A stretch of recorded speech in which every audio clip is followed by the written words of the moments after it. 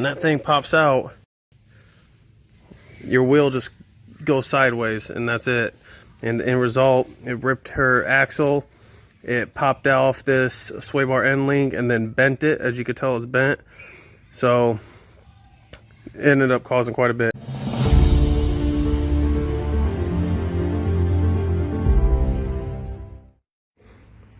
And welcome back.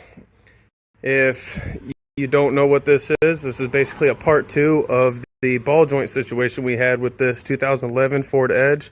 If you're just now tuning in, this video is going to be how to replace the axle. Mainly it's front wheel drive. It's not the all wheel drive version, so it's going to be focused on front wheel drive axle.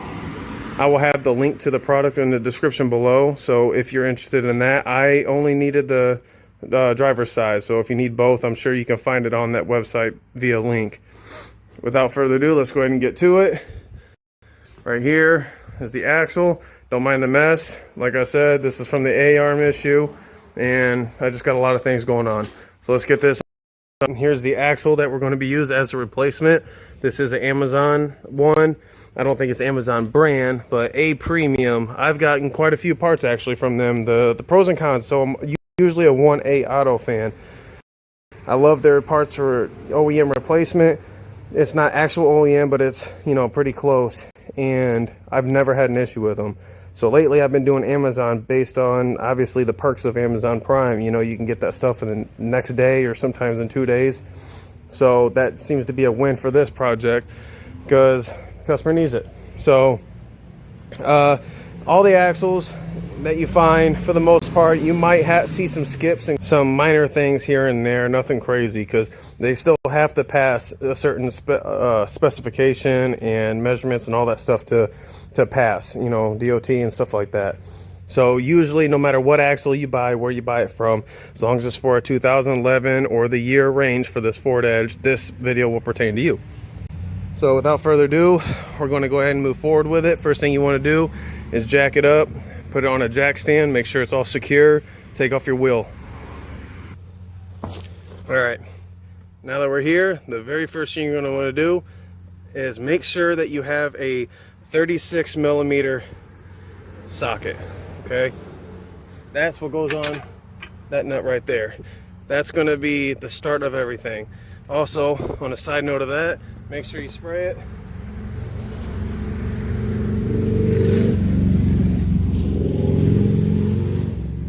Want to spray it real good with some penetrant, because that's what holds your axle to the hub and the hub bearings. I've already got a video on me replacing the hub bearing on this, so this shouldn't be that hard to take off, but you're definitely going to want a socket big enough. So if you don't have one, make sure you do before you even start this.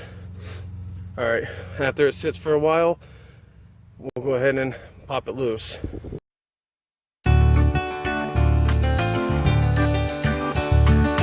All right, it's been about 5 minutes or so. Let the penetrant do its thing.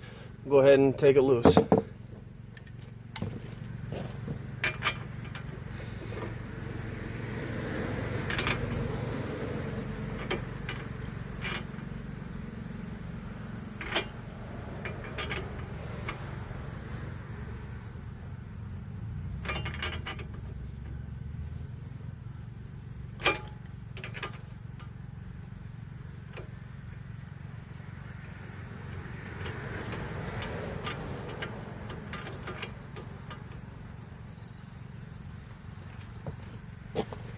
Okay, make sure you can get it all the way off.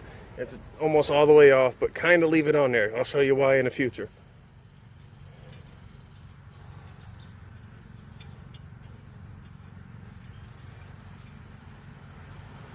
I'm going to get it kind of close to right here. Get it somewhat flush or close to flush right here as you can. We're going to end up hitting that so that we can knock it out the hub. We're going to hit that with a hammer. But you don't want to take it all the way off and then miss hitting the threads or mash this up, because it will happen. Even though this is going to be the one that we replace, you don't, that bore and everything, it's all very precise, so you just don't want to damage this. Okay, so before we go any further, here's my issue. Okay, boot ripped. See if I can turn the light on. Boot ripped and the guts are just all out. As you can tell, it's still, I just replaced this and it's still leaking out the axle grease and stuff like that. So anytime you got a ripped boot, that's the whole purpose behind the ball joint thing and why that happened the way it did. Anytime the boot is ripped of anything, that your tie rod end, like you can see here, tie rod end like you can see here, that's ripped. Okay, the ball joint, that was the same. That's new, but that was the same. Anytime your rubber and stuff like that is ripped, then it's going to allow all the grease that's supposed to be in there to evacuate, and then in return, rainy days and stuff, you're going to get water in there, you're going to get dirt and grime, and when that happens, it just ends up destroying the stuff. So as you can tell in here, that's not looking too good. Okay, it's supposed to have like a chrome finish. I'll show you another example just so I'm completely clear about what's supposed to happen. So this right here is supposed to be a chrome finish. Okay, it's got grease and stuff on it, but very smooth, very shiny, very clean. That actually just popped out of here. Now we didn't want to pop it back in and call it good, so we got new tie rod or stabilizer end bars, but it popped out of here, but it's smooth. So it was sealed at one point. Same with this, you know, it's not necessarily ripped. Doesn't look the best, but it's not ripped. So it's inside is what it's supposed to be like. When it's not like that and clean, and then the boot's ripped, gets dirty, like I said, flush out, get some sand in it. This is the problematic ball joint, okay? Or no, that was. This one was close to it. As you could tell, that's also damaged. But here is the ball joint that popped out. Not so smooth. Got pitting in it. It's been bad for a while. Got pitting in it. That's from the sand and stuff. The weight of the vehicle, depending on this right here, steering knuckle wise, turning and all that stuff, just grind it out. No good. Then one day it popped out. She was parked, went to turn as sharp as she could so to pull out of the spot, and then it popped it out, and that was the end of it. So like I said, very good thing that she wasn't doing 50, driving, cruising, people behind her, hurt anybody, hurt herself. So make sure you pay attention to these every once in a while. Maybe when you change your tires, do a brake job, change your oil, just look around at your ball joints and stuff. Last thing you want is that thing breaking. So first thing we're going to do when it comes to replacing this axle, we're going to, now that we got this loose and we know it's going to come all the way off, we're going to move up and loosen these. As far as the size of this goes, I'm going to guess it's 1 inch, maybe 24 millimeters, something like that. I don't have those. I got everything but those in between ones. So I'm going to use a crescent wrench. Again, WD-40, PB Blaster, some sort of liquid wrench, some sort of penetrant will help you with this. Okay, these have flat spots on it. This bottom one does too. It's just tucked underneath, so you don't need to hold nothing on this side. This is what's going to hold it from spinning.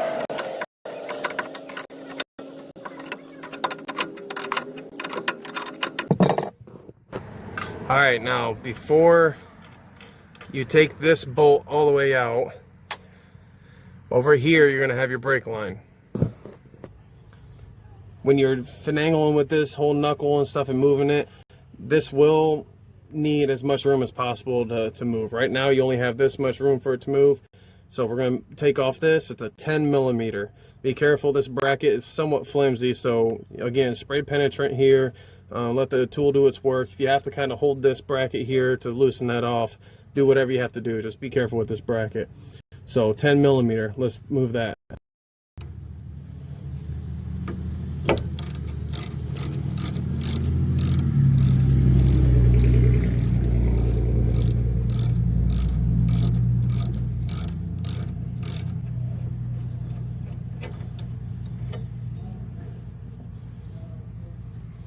Always put the nuts back, or the bolts, wherever you get them from, just so that they're there, they're not scattered and mixed up.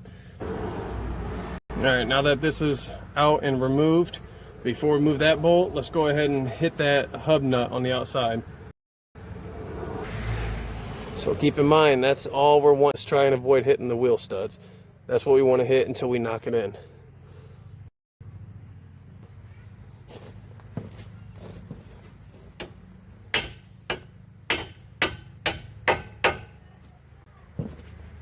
Alright, I don't know if you could tell or not, it definitely went in. It actually went in pretty easy. Just had to persuade it. So now we'll go ahead and fully remove that nut, and then we'll pop off that bolt. And once that happens, the whole knuckle should come down.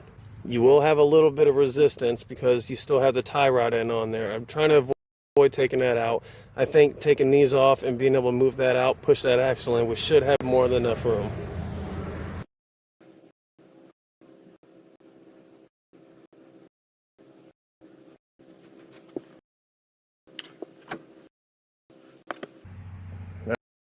All right, so there it is. If you can see what I'm seeing here, this one's damaged.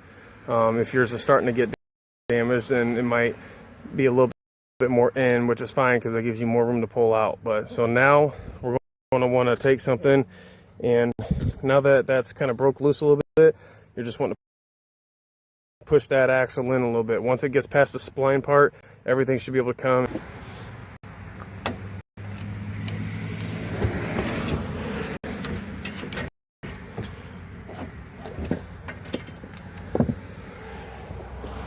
All right, as you can tell, that's where the bearings were missing. Okay, that's the spline part you need to get out of there. I just had to get behind this lip area and pry up against the knuckle and kind of help it out because it was already damaged. I finished cutting that boot. With this being inside, it was kind of preventing it from coming out. So now we get to the inside. All right, so as you can tell, that's the part that goes in the transmission. Note that that shaft going in there that's got a seal around it and stuff like that, that's keeping your transmission fluid in there. So yes, when you pop this out, you might lose transmission fluid.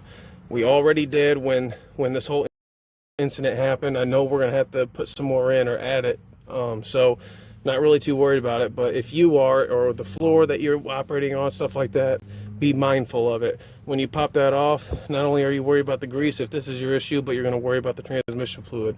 So I just want to keep that noted and in mind. So the pry bar, you're basically just going to get behind it, kind of like I did on this hub part, get behind it and pop it out. There's a ring on the end of that shaft that kind of clips and snaps inside the transmission that will come out with it, but you just got to get behind it and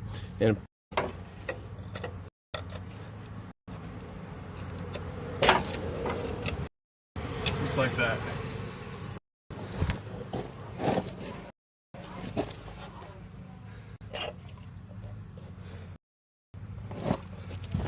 All right, just like that. That's that ring that I was talking about. Just a little pop ring, something that goes in there. You'll just know when it's all the way seated. So honestly, that's basically it. I'll give you a look at see what it's like over there. All right here's what you're going to be looking at. Other than this axle grease, well, you might. So that's that seal that I was talking about. There's a seal around it. That's what's going to hold your transmission fluid in.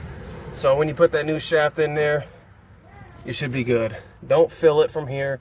There's a place up top, very, very convenient. Well, somewhat. You're going to have to move some stuff, but it's a lot easier to fill it from up top.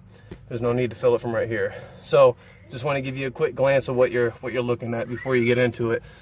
Now we just get the axle, we stab it in there, and then put it right in here. This is always second. Make sure you're not sticking the threaded end in, okay? Make sure you're sticking this end in. It's got that little lock ring, no threads. This is the end that goes in.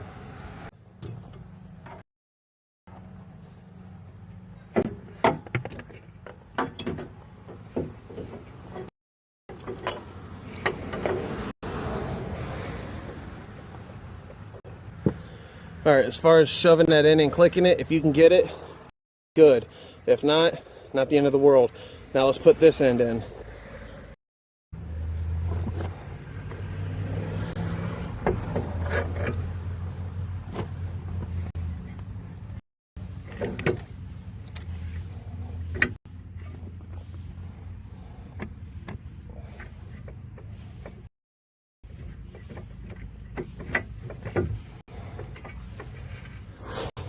All right, just like that. Now we'll put that nut on there. Now for this one, that's going to be in the description below. This specific axle for this car, This is actually a different size. This one is 1.25 inches. So again, if you don't have it, I definitely recommend getting one because you're going to need it. Okay, so we'll go ahead and put that on. We don't necessarily have to tighten it all the way right now. Okay, but we're going to definitely get that on there to help hold that.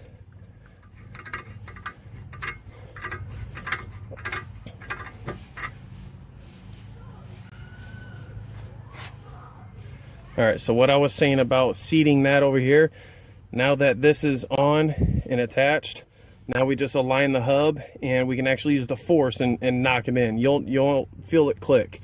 You'll feel it clip in there.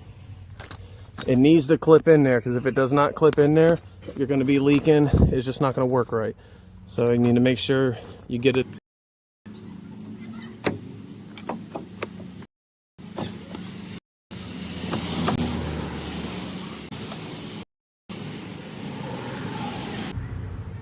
All right, you got it pushed in there. This method didn't work. Some vehicles it does, so that's kind of why I expected to go in and do that. But I just kind of got my hand around it and shoved it in there really hard, and it ended up going. So I felt the click, bottomed out. Now we're good to go. I've also put this bolt here to help hold everything. So start with this bottom bolt first. You don't have to fully tighten it, but it's definitely easy to start this with this one and then do this one, just so you can get your wrench around.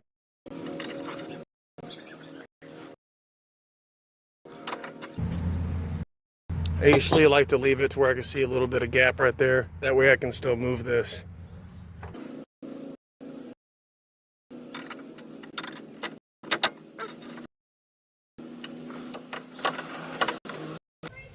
All right, now we're good to fully tighten them. I don't know torque specs again. Like all my videos, I don't do torque specs. I do if I feel it absolutely is necessary, but this you just want tight. If you want to look up the torque specs, you can.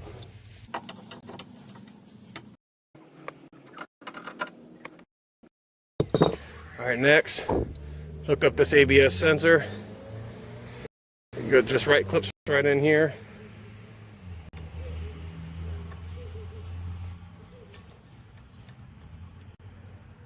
Like so. And then remember your brake line. Okay.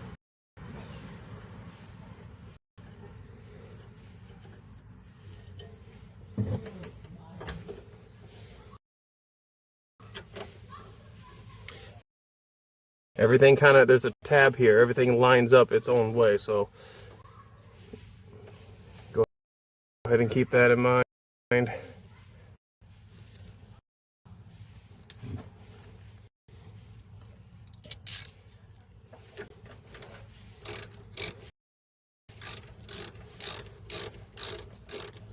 Now this is just holding on your brake line, okay? Now we come out here at the end and we tighten up the axle bolt. Same thing with this. I don't know torque specs. You just don't want it to come off, so treat it like you don't want it to come off. You obviously don't have to go overkill, but there's only so much you can tighten it. That's a pretty big bolt.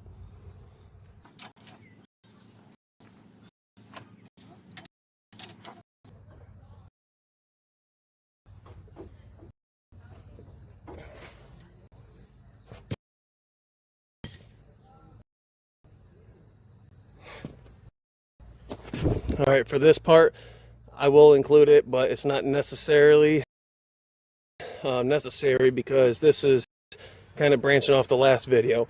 But I got a stabilizer end link that I need to put on here. This was the damaged side, so when the damage happened, it actually ended up pulling it out of socket and it bent it. So why not just get a new pair? I'm going to install that now. If you'd like to know a little bit more about the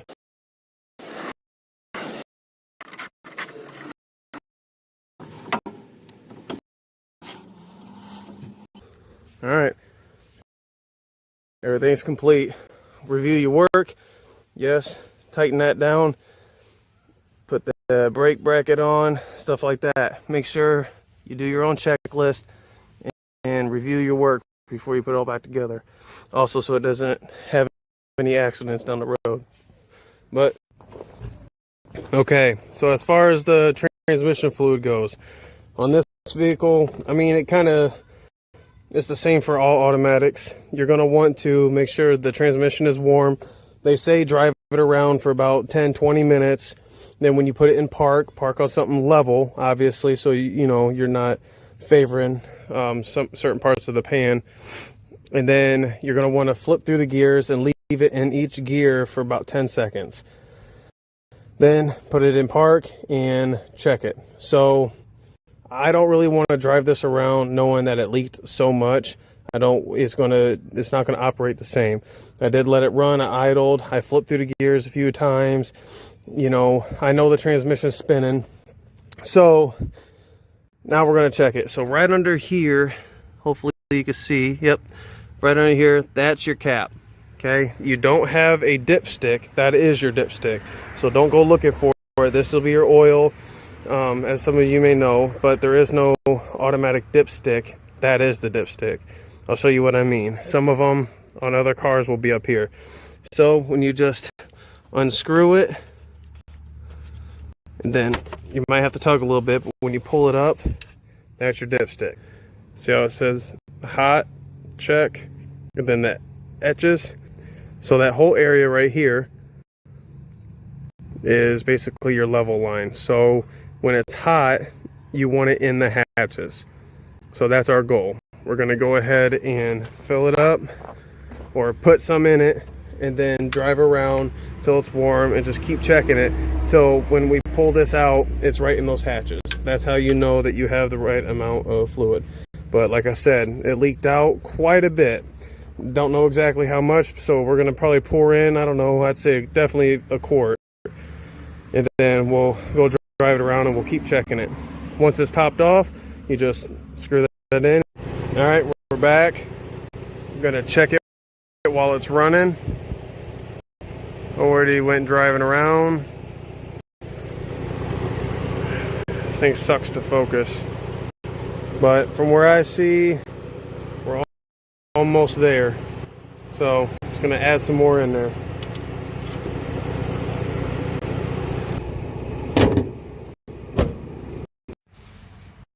All right, and that about wraps it up for this one, for that axle. Pretty straightforward. Like I said, all you really got to do is just free up that knuckle. So those two top bolts, like I said, I think they might have been in 1 inch or maybe, oh hell, I don't know, 20, 21 millimeter. Not sure. I'm sure you can Google that. And then once you get those loosened, you can pull that hub back and, you know, knock it in, so on and so forth. So you've seen the video. The one before this was also the ball joints. Again, I can't stress enough. It was kind of a lucky thing on her part that she wasn't driving around doing about, and then this ball joint, when that thing pops out, your wheel just goes sideways and that's it. And the end result, it ripped her axle. It popped off this sway bar end link and then bent it. As you could tell, it's bent. So it ended up causing quite a bit. But like I said, you can press these and out. Well, actually, that's from last video. So the axle itself, if you don't want grease or anything like that coming out, so pay attention to these boots. Anytime you're doing an oil change, just crawl underneath there and spend a couple minutes. Look around for all your rubber boots and make sure none of them's cracked or worn. If they are, you might want to look towards replacing it. The next thing is the tie rod ends. So if you need any of those changed for this vehicle, then make sure you keep an eye out for that.